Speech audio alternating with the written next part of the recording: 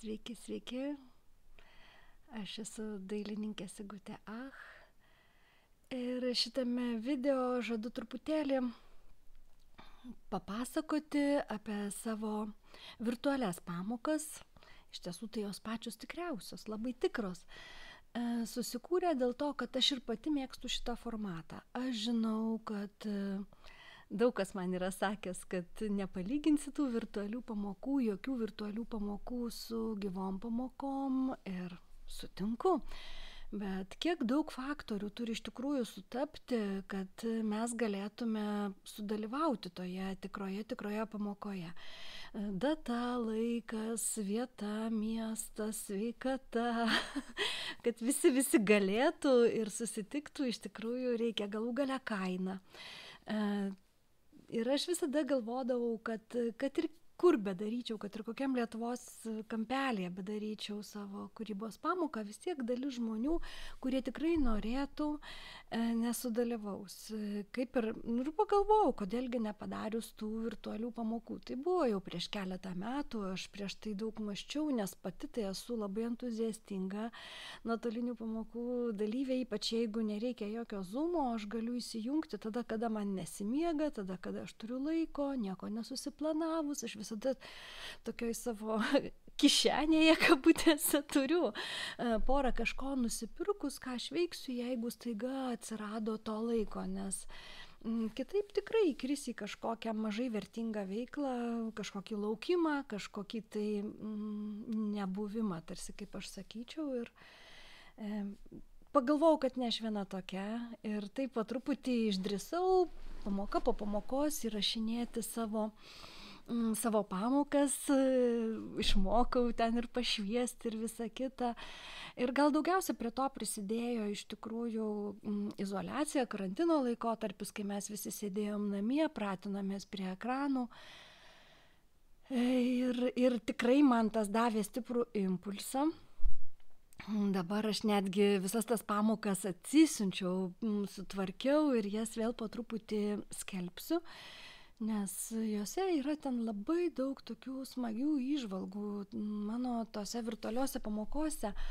Galvoju, koks yra pliusas? Taip, manęs nėra mano priemonių, bet yra už tai tas lėtas laikas, kada aš viena krapštydamasi prie stalo ir filmuodama tik tai rankas, aš pasakau, nes manęs nieks nepertraukė, aš pati sau ramiai kažką knibinėjosi, gaunas toks pakankamai gilus pokalbis, monologas su įsivaizduojamu klausytoju, nes aš nepažįstu asmeniškai to, kas manęs klauso, bet pati paklausius keletą savo pamokų, aš pagalvojau, kad retai kada vesdama savo pamokas aš galiu taip, išbaigtai pasakyti mintį, kurią aš visą laiką nešu. Ir kiekvienoje toje pamokoje yra, nesvarbu, kad ten yra vytę, ar gėlytę, ar kažkokį zuikutį mes paišome.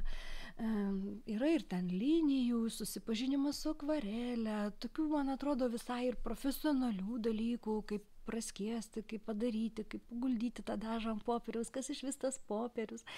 Tai aš visą tai taip kažkaip tai įsakau ir man atrodo, kad jos tuom ir yra vertingos, kad jas galima ne tik, kad būtinai įsijungti tik tada, kada nusipirkot jau visus dažus, viską turit ir turit ten 3-4 valandas laiko, bet galima jas tiesiog ir paklausyti. Ir mano Contribui platformoje aš dabar tų pamokų vėl dėsiu, nes aš jau turiu per 30 jau įrašų.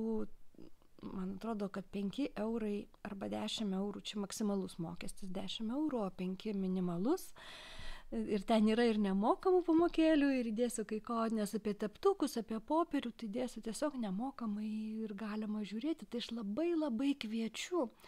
Tiesiog tapkite tais stebėtojais, prisiregistruokit bendrai Contribui platformoje, nes ten ne vien aš, ten daugybė kūrėjų, daugybė įvairaus turinio, galbūt tokio kaip mano mažiau, bet kuriuo atveju atraskite tą Contribui platformą savo, nes tai yra vis tiek lietuvių kurta platforma, labai nuoširdžiai vedama ir man atrodo, kad visai verta žinot, kad jinai tokia yra bent jau.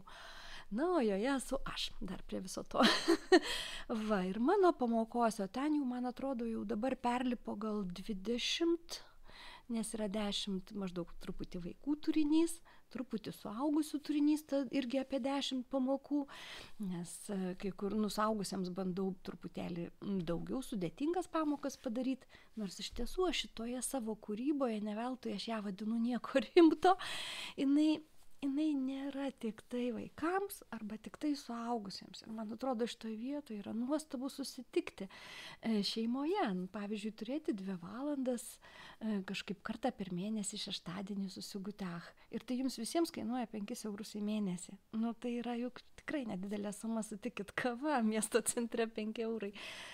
Tai va, o bendrumas, kuris atsitiks, bebandant visiems kartu nupiešti ten ar sraigę, ar ežiuką, kam kas gausis, tai įsivaizduokit, kokia nuostabybė, jeigu tėtė ar mama ten bando piešti ir jei tas drambliukas gaunasi gal ne taip gerai, kaip jos sūnui ar dukrai, močiutę įtraukti, kažkokias, aš galvoju, gimtadienius papuošti, galų gale susitikit su draugėmis, įsijunkite mano video ir papieškit visos draugė ten kokią gėlytę, kad ir valandą laiko pamatysit, aš įsitikinus, nes pati tą labai naudoju, kitokie pokalbiai, kitokia energija susitikimo atsiranda, pasitraukia kažkokie laikinumai, gerai praleidi laiką, prisikrizeni ir labai nedaug reikia tam.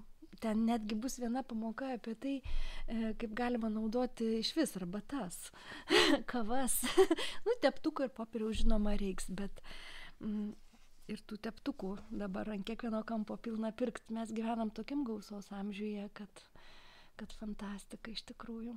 Va, tai šitas video yra mano toksai paskatinimas, pranešimas, motyvacija, kodėl reikėtų, nes šitam bėgančiam, begaliniai bėgančiam, greitėjančiam laike, jeigu mes nesugalvosime, kaip sustoti, kaip užsiimti kažkuo, tai iš to nuovargio mes iš tikrųjų tik tai rinksimės kažkokią informacinę juostą, kuri mus išblaško, patalpina į tokį sapnavimą nemiegant, nes nėra kada pamiegot.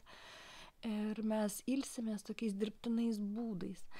Man atrodo, labai tokia meilė savo būtų pasimti teptuką, pasimti kokią nors vieną mėgstamą šiandien spalvą ir tiesiog su ją pabraukyti šlapią popieriaus lapą, nieko nepiešiant, nieko nesimokant. Ir mano tose pamokose to tikrai nemažai yra. Tai va toks mano monologas apie tai, kodėl jums reikėtų atrasti šitą dalyką, kodėl galbūt būtų naudinga ir kad nėra jokių amžiaus apribojimų šitai veiklai, nereikia specifinio laiko, nereikia specifinio stalo, specifinės vietos. Žinoma,